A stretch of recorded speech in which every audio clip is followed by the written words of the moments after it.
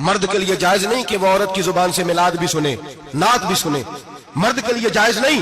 مرد کو مرد سکھائے گا، عورت سکھائے گی تو عورتوں کو سکھائے گی. بے شک آپ سویرے فتوا دیجئے کہ چھوٹی سی مسجد میں بیٹھ کے، چھوٹے سے کونے میں بیٹھ کے چھوٹا سا مولوی، اور وہاں تو اتنے بڑے مفتی ٹی وی پہ بیٹھے ہوئے ہیں، وہ غلط ہے تو صحیح ہے کیسے ہو گئے؟ سنو، میرے نبی پاک علیہ الصلوۃ والسلام کے مذہب کا حسن یہ ہے کہ اسلام کہتا ہے ایک نظر بی بی کو دیکھا کسی نے غلطی سے تو معافی ہو جائے گی، دوسری نظر شہوت سے دیکھا تو حرام ہے اس کے لیے، وہ پاکستان کا مولوی ہو یا سعودی عرب کا شاہ ہو، کسی کے لیے عورتوں کے بیچ پھرنا اٹھنا بیٹھنا جائز ہے؟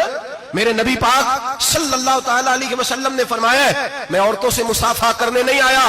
اور میرے نبی پاک صلی اللہ علیہ وسلم نے فرمایا ہے، حضور فرماتے ہیں لیکن نا کتا بالکل ناپاک نہیں ہوتا، کتے کا تھوک ناپاک ہوتا ہے، یا کتا گیلا ہو جائے تو ناپاک ہوتا ہے، لیکن خنزیر سارا ناپاک ہوتا ہے، کل ناپاک ہے خنزیر.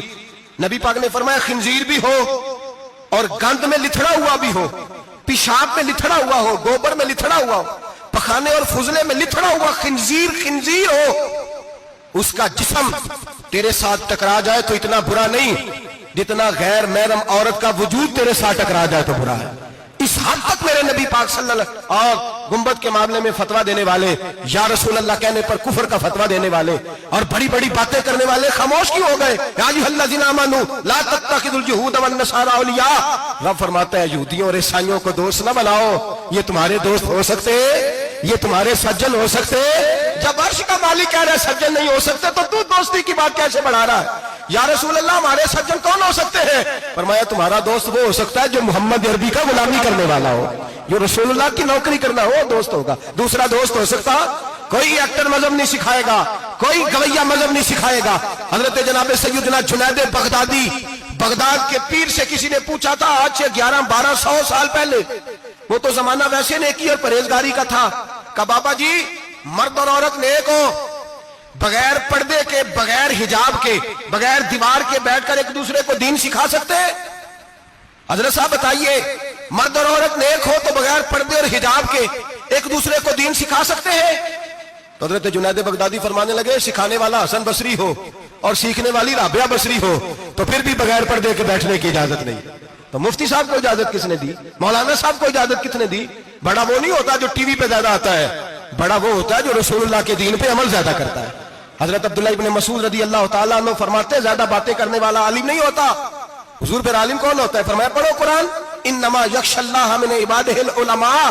فرمایا بڑا عالم وہ ہوتا ہے جو اللہ سے زیادہ ڈرتا ہے، اس لیے کہ رب فرماتا ہے میرے بندوں میں سے جو عالم وہ ہیں جو اللہ سے زیادہ ڈرتے ہیں، خوف رکھتے ہیں. تو میرے بھائی رمضان المبارک میں بچنا ہے، پرہیز کا وقت ہے، تو کوئی شخص بھی کوئی شو نہ دیکھے، میری منت ہے آپ حضرات، کوئی شو نہ دیکھے. عورت کا تو پردہ ہے تو ہمیں تو تماشے پہ لگا دیا گیا، عجیب قسم کے ایکٹر آ گئے اور مذہب سکھا رہے ہیں. میری اپیل ہے آپ سے کہ سحری افطاری کے وقت ٹیلی ویژن بند رکھیں. کیا چیز کھول کے رکھیں؟ یا قرآن کھول کے رکھیں یا رسول اللہ کا فرمان کھول کے رکھیں. اللہ رسول کی طرف توجہ رکھیں، وہ سیکھنے سکھانے کا وقت ہے. چھوڑے گویوں سے دین سیکھا جائے گا، ہمیں کوئی شکوا نہیں. یہ پکی توبہ کریں، سویرے آئیں آ کے دین سکھائیں. اور میں ان سے بھی اپیل کروں گا کہ آؤ دین سکھاؤ. حضرت فضیل بن عیاض فرماتے ہیں میں ڈاکو تھا، کبھی کبھی چھپ چھپا کے جمعہ پڑھا کرتا تھا، پھر میں نے توبہ کی تو سچی توبہ کی، پھر میں نے توبہ کی تو رب کو راضی کرنے والی توبہ کی، پھر میں نے توبہ کی تو چھوڑی ہر شے، غریبوں کا لوٹا ہوا مال واپس کیا، جس کے پیسے نہ دے سکا اس کے گھر میں جا کے اس کی بھینسوں کو چارہ ڈالا، اس کے اونٹوں کی خدمت کی، میں نے قرضے چکائے. فرمایا میں سچی توبہ کر کے مسجد آیا، جس خطیب کے پیچھے میں جمعہ پڑھا کرتا تھا وہ میرے ہاتھ بیعت کر کے مرید ہو گیا. اللہ تبارک و تعالیٰ نے اپنے بندوں کے دل میری طرف پھیر دیے. پھر تمہیں اس میں انعام دینے کی ضرورت نہیں پڑے گی، پھر تم کٹیا نشین بن کے بھی دین پھیلاؤ گے تو اللہ اس میں تاثیر پیدا فرما دے گا. تو روزے کا معنی رکنا ہے. روزے کا معنی بولیے، روزے کا معنی رکنا. کس سے؟ جھوٹ سے، غیبت سے، بدی سے، بد نگاہی، کھانے پینے. روزہ کس پہ فرض ہے؟ امیروں پہ کہ غریبوں پہ؟ جی کہنے میں تو کام ہی، میرا تو کام ہی محنت مزدوری والا، میں کیسے روزہ رکھوں؟ میں تو دیہڑی لگاتا ہوں تو روزہ کیسے رکھوں؟ میں نے نہیں کسی حدیث میں پڑھا کہ روزہ وہ رکھے جو دفتر میں بیٹھتا ہے. صحابہ کے زمانے میں تو دفتر ہوتے ہی نہیں تھے، کسی جگہ نہیں لکھا ہوا روزہ وہ رکھے گا جو اے سی میں بیٹھتا ہے، تب تو اے سی تھے ہی نہیں.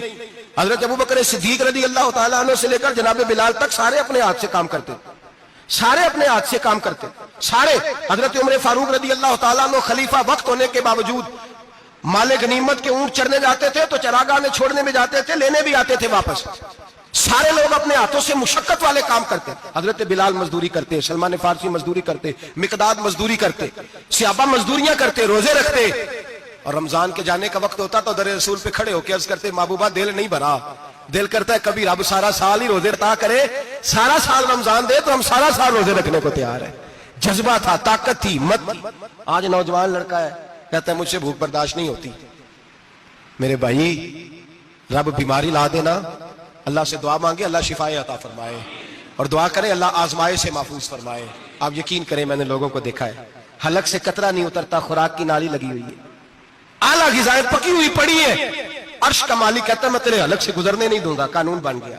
मैंने देखा है ड्रिप पे लोग जिंदा है, बोतल लगी हुई है, ग्लूकोज की, गुजारा चल रहा, आला ग़िज़ाएं पड़ी है, लाखों रुपया तिजोरी में पड़ा है। मालिक कहता है तू नहीं खा सकता, तो वो खाने नहीं देता, नहीं खाने देता। एक शख्स यूरोप के इलाके का, मैं किसी कालम नवीस का पढ़ रहा था, वो कहता मेरी खरबों में जायदाद है, लेकिन मेरे मेदे में ऐसी तकलीफ है कि मैं आटे को छान कर जो ऊपर से बूरा निकलता है सिर्फ वो खा सकता हूं, उसके अलावा मैं कायनात की कोई नेमत खा नहीं सकता। और मेरे भाई, वो जब चाहे तो बड़े बड़े खाने खाने से तुझे रोक दे, तेरे दांत चबाने के काबिल ना